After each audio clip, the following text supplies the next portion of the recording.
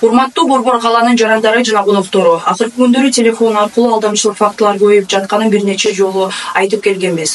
Кыргыз Республикасынын Кылмыш жаза кодексинин 209-беренесине ылайык козголгон кылмыш иштеринин алкагында Борбор калаанын милициясынын ыкчам кызматкерлери тарабынан 5 жаран аныкталып кармалып, Кылмыш жаза процессуалдык кодексинин 96-беренесине ылайык Бишкек шаардык ички иштер башкы башкармалыгынын убактылуу кармоочу жайына киргизилишкен.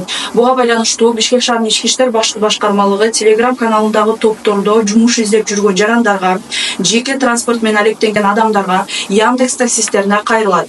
Жарандардын жашаган жери боюнча чабарман атын жабынып барып акча алып, жарандар алдамчылыктын таасири астында акчаны берсе, сиздин кичинекей ролуңузга карабастан Кыргыз Республикасынын Кылмыш жаза кодексинин 209-беренесинде каралган кылмыштын катышуучулары катары жоопко тартыласыз. Ал эми далилдердин жыйындысы болсо, чабармандын аракети уюшкан топко кошулуу катары каралышы мүмкүн. Бул жоопкерчиликти күчөтөт.